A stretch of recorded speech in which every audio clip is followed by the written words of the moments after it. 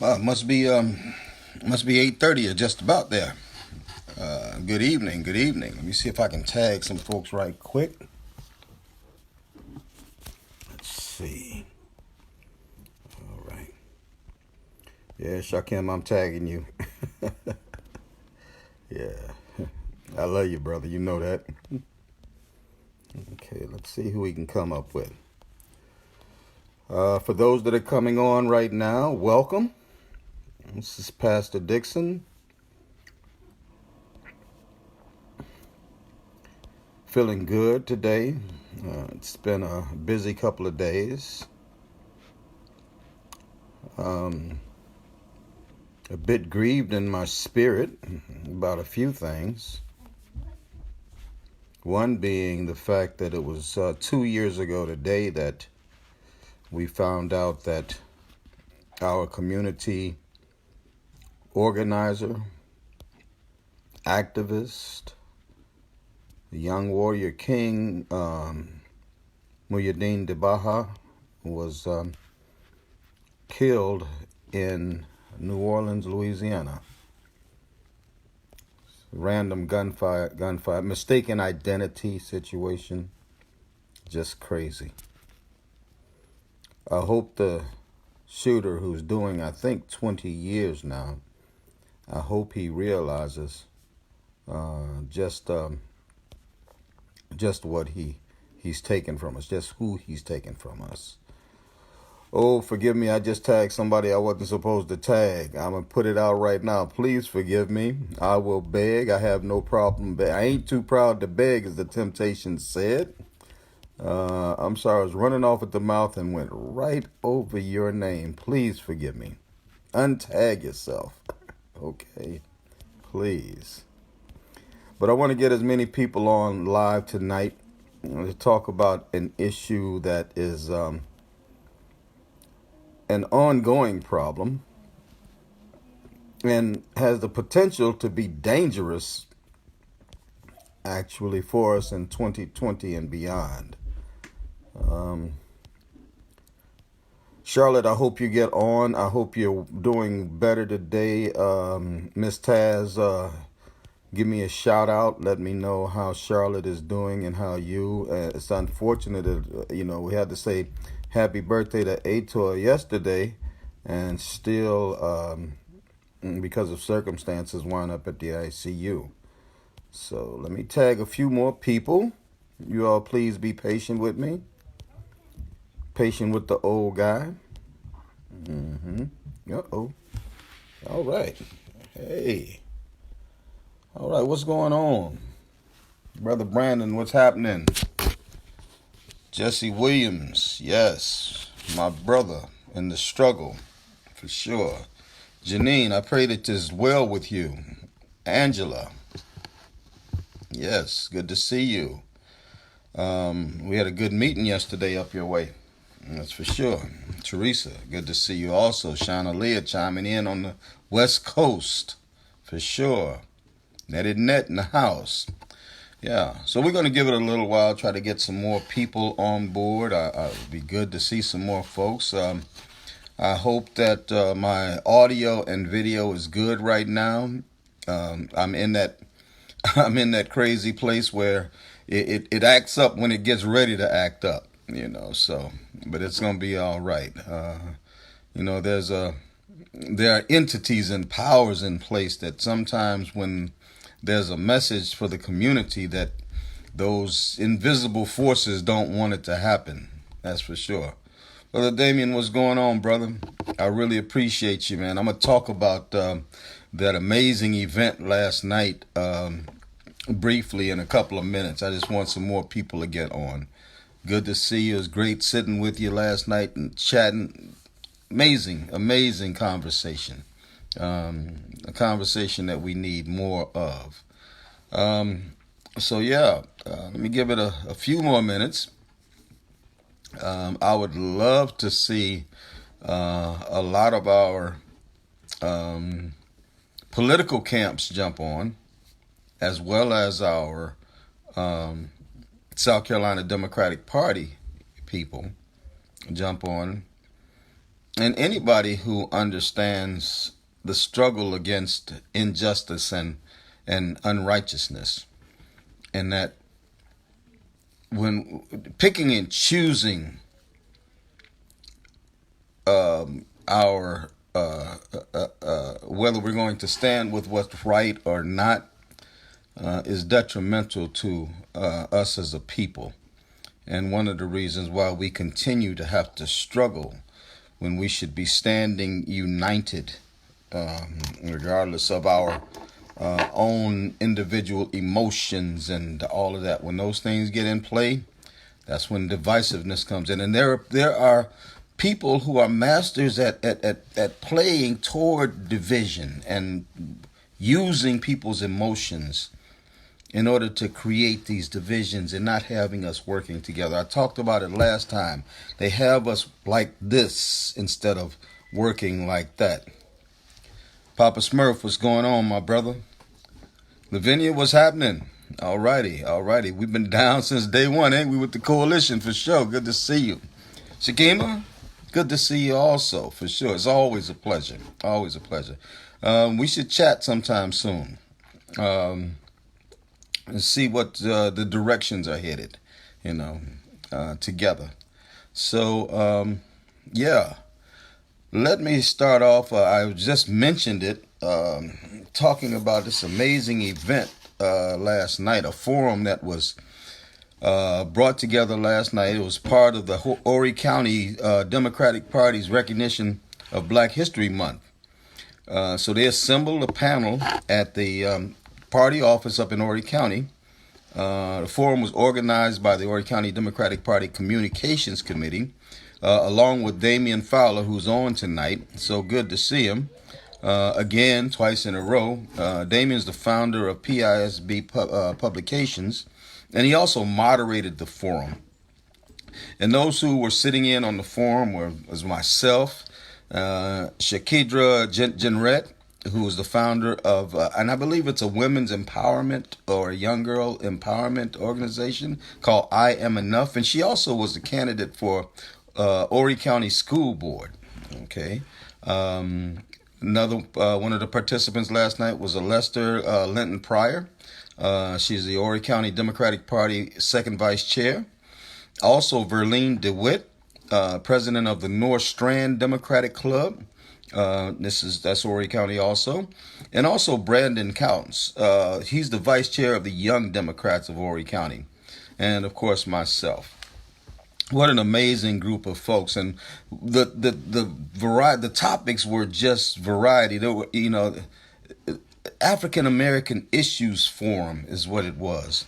And we covered a wide ranging number of topics, from education to equality to social justice to educational opportunity and economic opportunity to political involvement. I mean, we was like all over the place with a foundational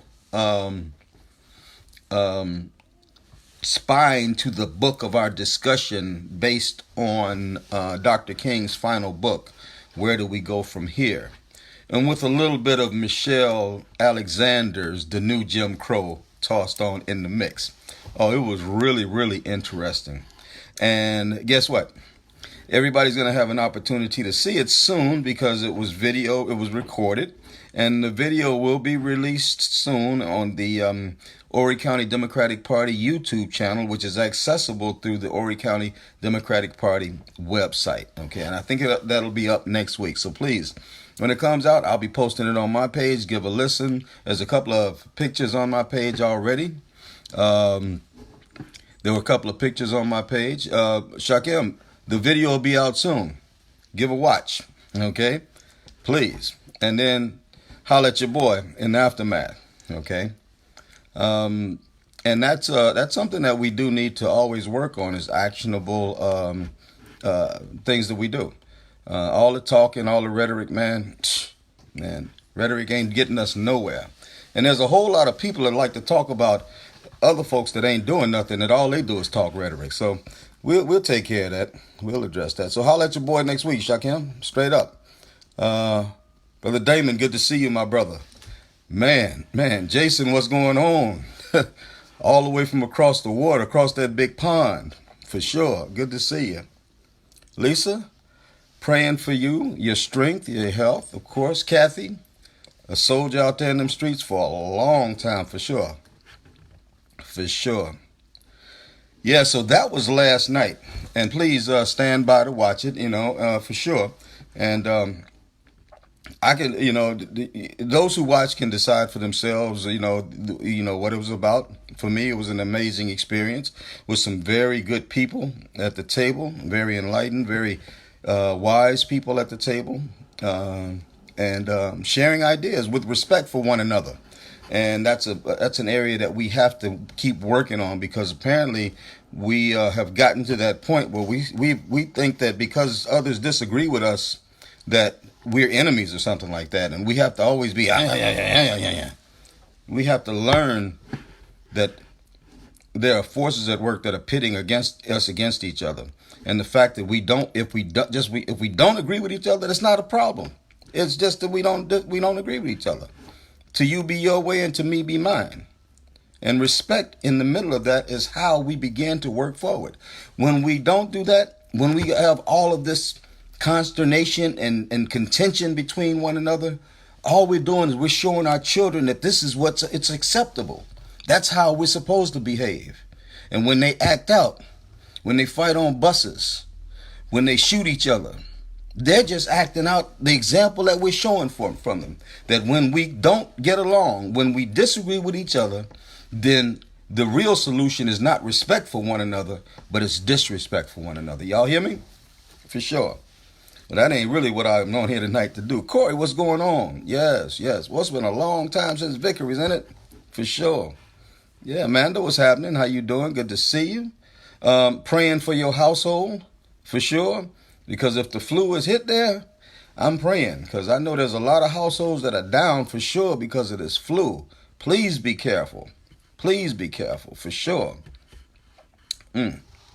So, moving forward, while I'm waiting on a couple more people to get on, and the body of what we got to talk about tonight is not going to be a lengthy thing, but I would be remiss in everything if I didn't stop to give an honor to a young warrior, a community organizer, someone who I met right around 2014, 2013, or something like that, and who over the years became not only a friend and a confidant, but someone who I truly respected as a person who had the best interests of the community at heart at all times. I don't care who says what. I don't care who puts spins on Mujahideen Dabaha. The real Mujahideen that I knew, was a man whose heart was focused totally on the community, enriching the community and empowering the community. And he was a man that understood that everybody is different. And because we are different does not make us enemies, as long as we have a shared cause of bettering the community. He understood that, and he respected people who had differences of opinion with him. There's a lot of people out here today who could really learn a lesson from Mujahideen. A lot of people who throwing up the peace and power sign and talking about all power to the people, but when it comes down to it, if you don't agree with them, then there's a problem. If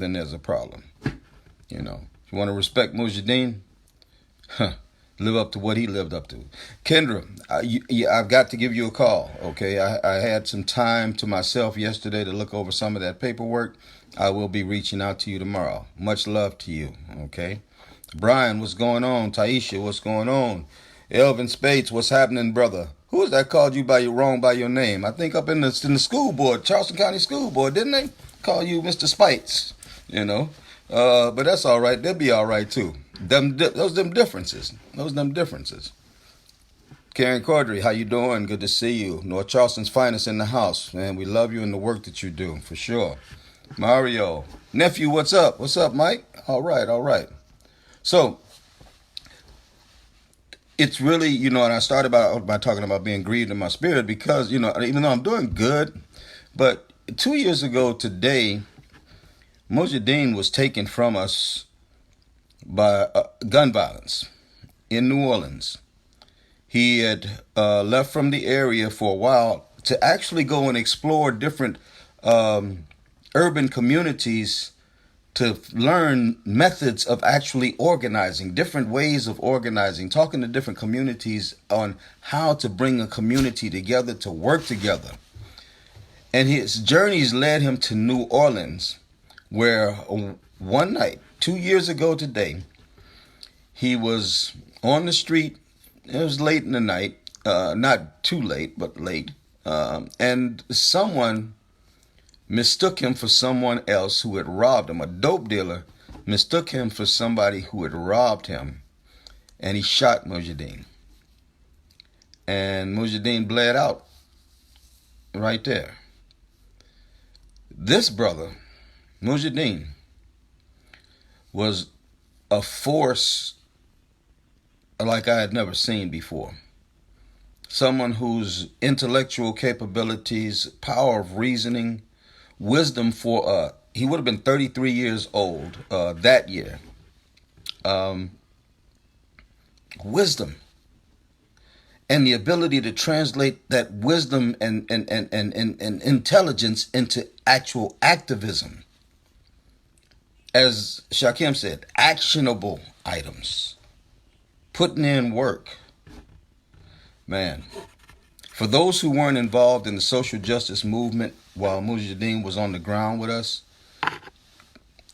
I pray that someday somebody documents it and gives you an opportunity to really see what you really missed. This brother was a bright and shining light in the darkness of a community in the darkest of times, who was not afraid to stand up against injustice, and who was motivated or triggered by some internal force that said, if it's wrong, I've got to say and do something about it. While other folks were sleeping and talking and on Facebook and everything, this brother was putting in work. And I know because I've been right there with him. I can't say that for everybody out here that's talking about they activists and carrying on. But I know because I was right there with him. Straight up. Yes, he was a warrior king. And our world is at a bigger loss, is at a greater loss because he isn't here right now. I don't know what life would have held for him had this fool with a gun not decided to take his life. To his family, to his mom, to Kimberly, the rest of the family, my heart continues to stay with you, and my prayers continue to stay with you, as this community does. This community will not forget the impact that Mujahideen Dabaha had on each and every one of us. We will never forget, and I won't let anybody forget personally. Right, Taisha? For sure. Yeah. So, that part behind, right now, just go to, if you really want to learn, see some things about Moye, go to my Facebook page, Thomas Dixon. I think I shared most of it on my other pages too, but go there and watch some of the videos. Listen to this brother speak. Listen to what he says. Don't just watch it the 10 seconds of snatching the Confederate battle flag out of the hands of James Bessinger, former head of the South Carolina Secessionist Party, who got put out of business by a guy by the name of Roy Willie, in conjunction with myself, representing a young lady who they decided to misuse her children by taking a picture of them with Confederate flag memorabilia or whatever on their shirts and everything. Yeah, we sued the heck out of them and shut them down. Even though there's another group that's risen up, Bessinger can never do it unless he's ready to give up $1 million that he ain't got. Yeah. No, ain't no love there for me. I don't wish him any harm, but as long as he's out of the picture, I'm good with that. Yeah. And I ain't gonna talk about nothing else about that. And Brandon, we all good, okay? We all good. But tonight's topic, I just want to talk briefly about We have a primary election right here in South Carolina on Saturday, February 29th. On the 29th, everyone who is registered to vote in South Carolina in the Democratic Party, and it's the Democratic primary, will have an opportunity to vote for one of the candidates that's currently running for president, the one that you feel that you want to support. And we got a wide field. As a matter of fact, early voting is already in effect. Early absentee voting is already in effect right now. So any day of the week, given that you satisfy one of the 16 reasons that you can actually vote absentee, you can find out those reasons on scvotes.org, scvotes.org. Go there and it'll tell you the reasons why anybody can vote absentee. If you fit the description, go vote ahead of time. Don't wait for the 29th. Go on and get it out the way. But we have a very wide field of candidates. Right now, there are 11 finalists. I hope, I guess, I don't know. But totaled over time, there were 28 Democratic candidates running for president. That's a whole lot of folks to have to pick from.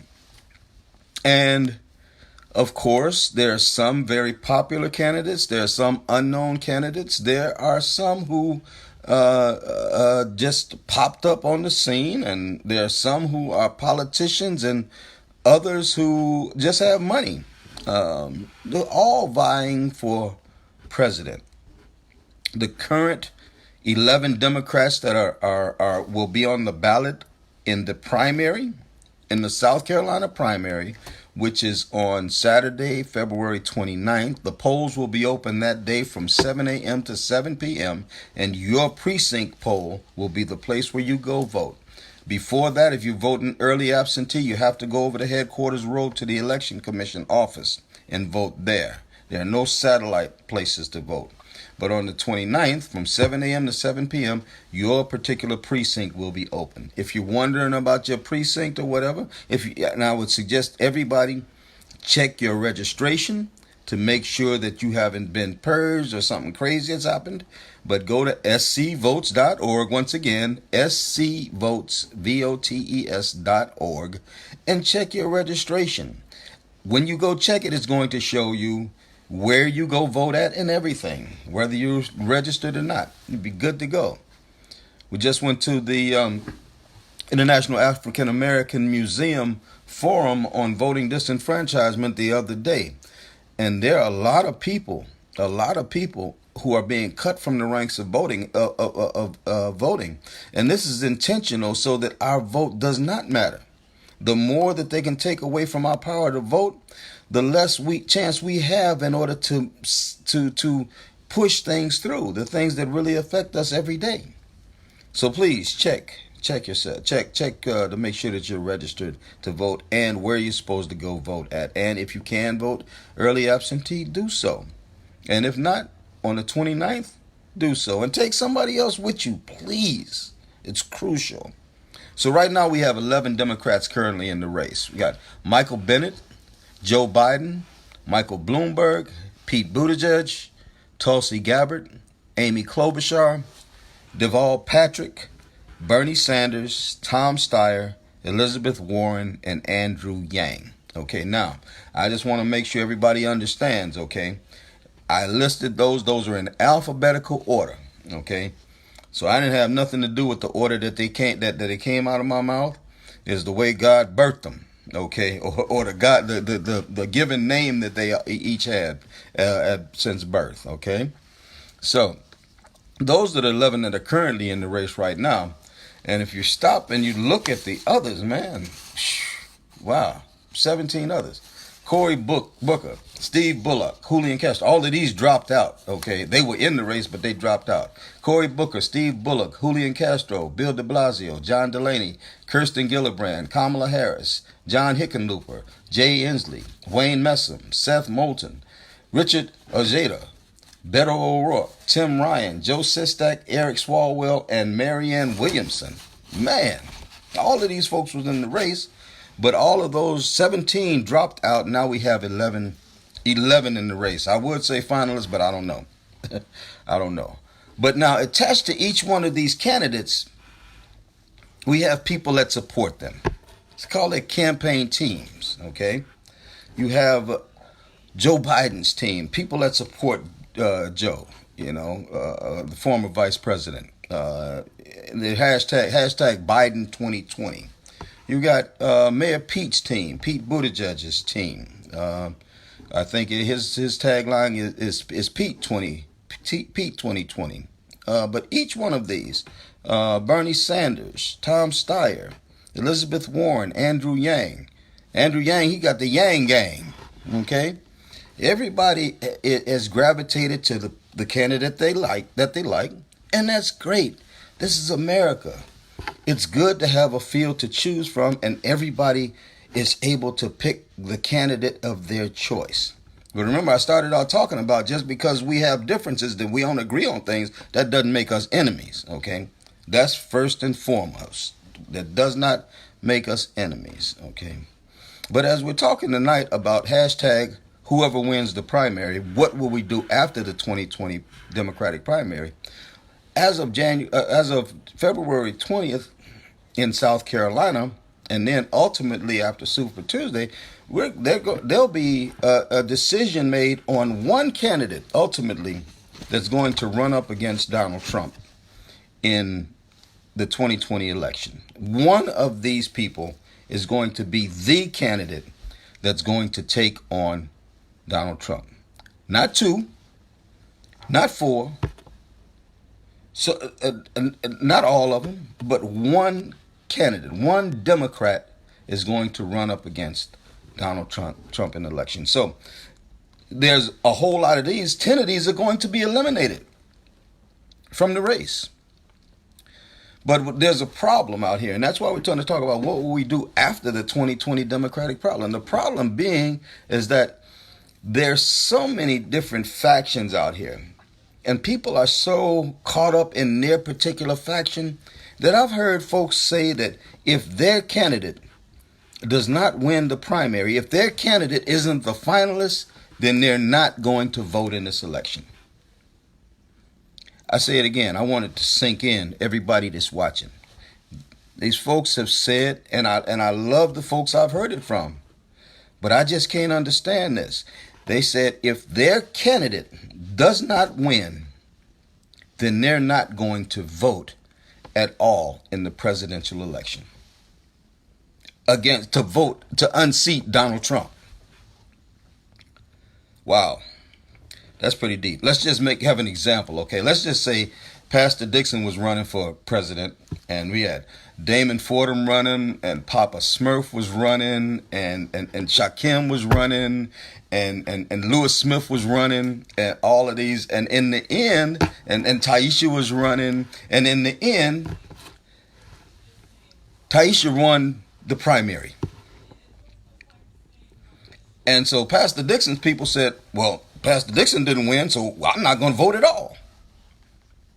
That's crazy. To me. That's my opinion. Okay? In my opinion. We have to change that around. We have got to change that around.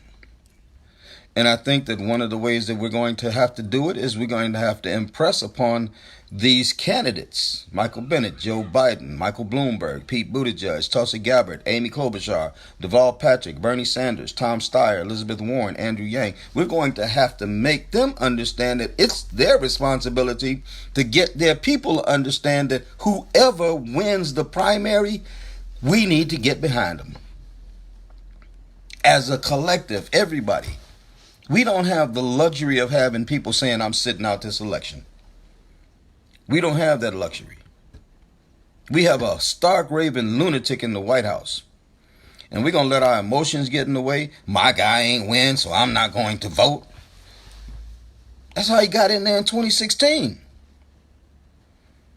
Are we going to turn around and let that happen again? I was talking to somebody earlier that these last 4 years with Donald Trump, I can't imagine what 4 more years is going to do to us as a nation. I can't imagine what's going to happen. 4 more years of him being a black man in America, minorities in America, Muslims or Jews in America, Latinos, Hispanics in America, Native Americans in America. What is going to happen with 4 more years of this dude? And we sitting back saying, oh, my guy didn't win the primary, so I'm not going to vote. That dog ain't going to hunt. That dog ain't going to hunt. And I, for one, as Pastor Dixon, I'm going to tell you straight up, and I'm going to call out these candidates that's running, and I'm going to call out all of those that be talking about ain't going to vote. The whole community in the world, if I can do it, is going to know that you decided not to vote because your person did not win. Selfish. When the fate of a nation is at hand. It's crazy. Don't you realize that lives are at stake in this election? Is that not important? I don't understand it.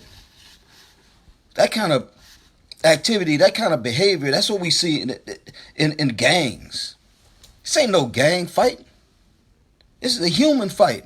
This is a fight for the American people. And this ain't no game. It ain't no basketball game. My team, I'm going to stick with my team. I'm this team no matter what. I'm never going to change sides. This ain't no basketball game. This ain't no football game. It's real life. And people's lives are at stake. Don't you realize what's on the ballot this year? Do you not understand what's really on the ballot this year as we are running against Donald Trump and the Republican Party and the rhetoric and what they do with that rhetoric as far as taking away the rights of American citizens and those who have been welcomed into our borders over time? Don't you realize it? Don't you know that people's lives are on the line? Don't you realize that health care for all is on the ballot this year? People die because they don't have health care. They lose their life savings because they don't have health care. It's on the ballot. And if Donald Trump is reelected, it's going to be no universal health care. Health care for all. Living wages are on the ballot. The ability to at least live a decent life in America in 2020 is on the ballot. The right to organize unions is on the ballot. Public education is on the ballot. That's going to give our children a future. That doesn't indicate the graveyard because of drugs and gun violence and gangs or incarceration. Student debt is on the ballot. Universal pre-K is on the ballot. Ending gun violence is on the ballot. Women's rights are on the ballot. LGBTQ rights are on the ballot. Voting rights are on the ballot. Environmental justice is on the ballot. All of these things are on the ballot. And we got people who are saying, I'm not going to vote because my person did not win the primary. Is that what's wrong? Stop it. Stop it. Instead of saying that, get the message out to others. We need you to get behind the one candidate that wins this election. We don't have the luxury, my friends, of treating this like there's a rematch or just another game in a season that's filled with games. My friends, this is it. This is it. You look what happened over the last 4 years. Get this dude 4 more years, and it's doomsday for certain members of society, and we are numbered among those certain members. He believes in retaliation and retribution and all of that, just like somebody else I know. This is it. There won't be a do-over. And for those that think life is like a video game, there is no reset button. We either win this election and turn this nation around, or 4 years from now, we all might be in concentration camps. Yeah, I said it. I said it, and I ain't backing down from it. I said it, and I mean that. It's crazy. It's crazy. So, when it comes to these candidates, and I read all of the names, And I read not just the 11 that are currently in the race, but I read the 17 that are there. After the primary, every last one of them needs to team up and publicly and loudly get behind whoever wins the primary. Let that sink in. Let that sink in.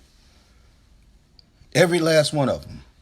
Bennett, Biden, Bloomberg, Buttigieg, Gabbard, Klobuchar, Patrick, Sanders, Steyer, Warren, Yang, and then the 17 that dropped out, all of them, Booker, Bullock, Castro, de Blasio, Delaney, Gillibrand, Harris, Hickenlooper, Inslee, Messam, Moulton, Ozita, O'Rourke, Ryan, Seastack, Swalwell, Williamson, all of them after the primary, the day after the primary, no delay, Sunday.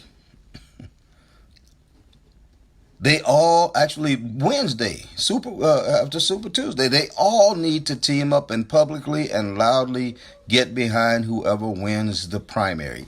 Everybody working together to get that one final Democratic candidate, that last man or woman standing, to get that person elected as the 46th president of the United States of America, and not just drain the swamp that's there right now, but flush the toilet. For every one of you, I want you to understand my heart, because I'm good with all of you and your personal preferences for the Democratic presidential candidate. I'm good. Please support the one that you want right now. Believe in that one you want right now. As long as everybody understands that after the primary, no matter which Democratic candidate wins, we must all, every last one of us, support that candidate in order to defeat Donald Trump. No matter if the winner is Bernie or Biden or Warren or Buttigieg or Klobuchar or Gabbard or, as somebody said, a bazillionaire. It don't make no difference. Whoever that one candidate is, we all need to get behind him in order to defeat Donald Trump and flush the toilet that's in the White House right now. Whoever is the winner of the primary, we cannot let our emotions and our hurt feelings get in the way of sending this miscreant in the White House packing. We cannot do it at all. When it comes to all of those names I just named, and I'm not going to read all of them again, it is my sincere hope that every one of those who does not become that one person, every last one of those 26 others, I pray that after the primary, the day after the primary, if they've lost the primary, that they will endorse the winner, that they will support the winner, that they will campaign for the winner, that they will donate to the winner, and that they will knock on doors and phone bank for the winner, and they will tell their teams in all 50 states to do the same thing so that we win this election this year. Stop playing. This ain't no game. People's lives are at stake. Please, I'm begging. So make sure that you share this out. If there's any camp affiliates on here, share it out to those camps and let them know that we calling out all of these candidates. These candidates disappear after primary because they lost. Man, they don't have the best interests of America at heart anyway. Period. But they have the ability, each and every one of them, to endorse that one, to stand up and say, that's our guy. All of those who have supported me, get behind him, send money to him or her, send them money, knock on doors, volunteer your time, go phone bank for them. As a matter of fact, if I'm gonna use just one name. As a matter of fact, I'm gonna use the name of one that dropped out. If Beto O'Rourke was the one to have won the primary, then Joe and Mayor Pete and Tom and Marianne and Amy and Elizabeth all should be out in the streets that next week knocking on doors saying, man, we gotta get Beto in there. And then out of their own personal funds, because they can't donate out of campaign funds that are raised. You can't donate to another candidate, okay, with monies that's raised for a particular campaign. That's illegal. But they have their own personal funds. They should give into whoever that one person is and encourage their people to give into that one person it is. Because we have got to win. We have got to win. No matter who wins in the primary, every last one of them who loses must, and I say it again, must get behind that one who wins. Anything less than that is unacceptable for people who claim to care about this nation. They don't really care if they go back to business as usual. And I don't care which one of them it is. I don't care how many times they've promised this or how much we've believed in them in the campaign season. If they don't get behind the candidate that wins in the primary, in my eyesight, they're enemies of the state. But who am I? I'm just Pastor Dixon. I'm just trying to share a word that's going to encourage folks to get up and get involved. But I do know one thing. I'm researching my escape route in case this dude gets 4 more years in office. My America has been compromised. My America has totally been compromised. It's been hard enough for us as black people in America for the last 400 years.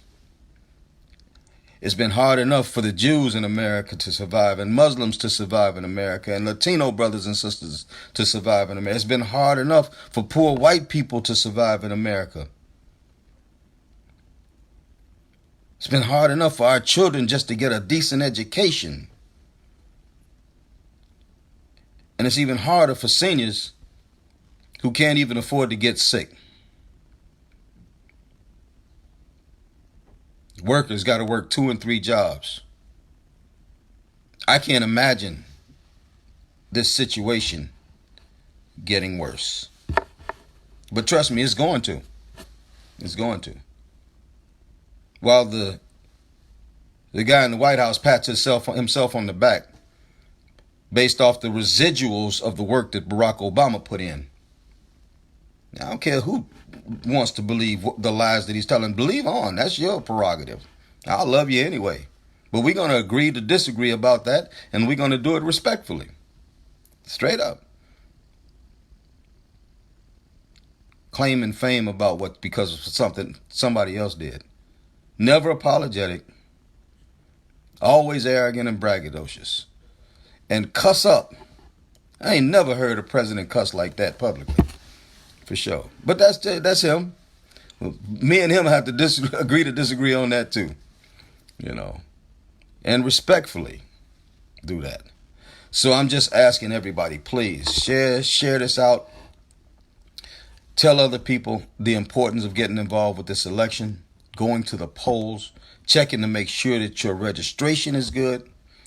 It's too late now to register to vote in the primary. If you check your registration right now and you find out it's messed up, you can't register to vote in the primary, but you can go ahead on and get registered to vote now for the general election. Okay, which is in November the 3rd. You'll be ready. You'll be good to go then. Okay. Let those who have felony convictions in their past, let them know if they're free and clear from the system, no longer on probation and parole, that they can register to vote in South Carolina and can vote in November. How do I know that? Because I'm an ex-felon. I got a South Carolina number. I not only registered to vote and vote in every election, I ran for U.S. Senate in 2016 and I ran for mayor last year. I ain't no different than anybody else. So you tell them folks that talking about, I got a record, I can't vote. Lies you tell. Let the system keep victimizing you then. That's slave mentality. Rise up, brothers and sisters, rise up. Break the chains and the shackles of mental slavery. You can vote. Okay? Get registered now.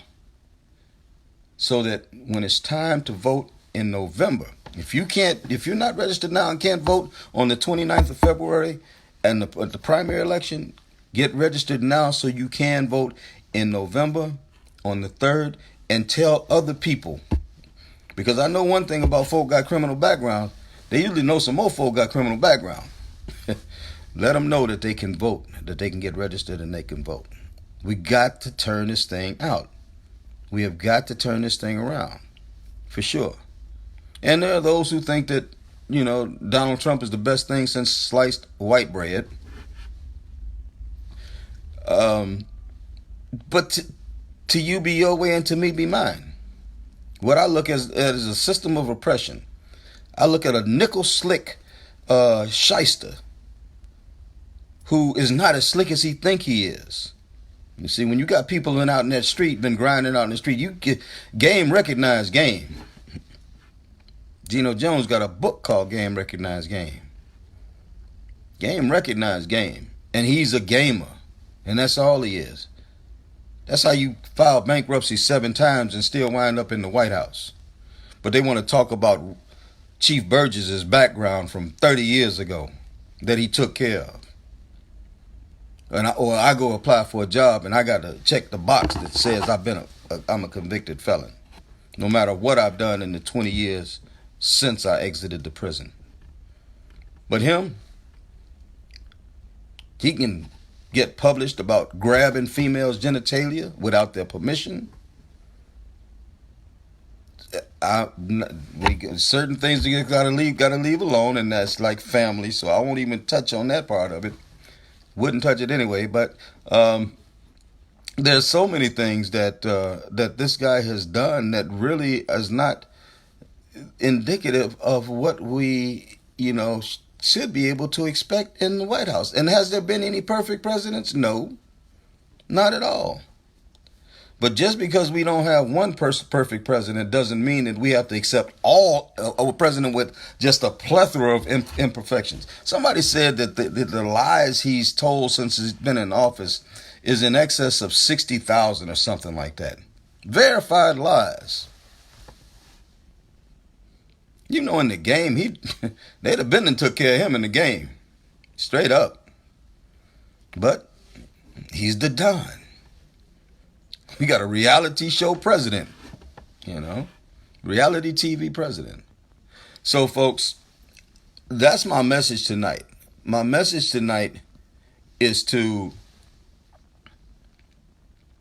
strongly encourage everybody to get it in your hearts that regardless of what camp you're with, if you're with Bernie's camp or the Yang Gang or Pete's posse or Tom's troops or whatever group you're supporting, if you're a burner, whatever group you're supporting, if your candidate does not win in South Carolina on Saturday the 29th, that next day, you need to hit the ground running for that person that did win.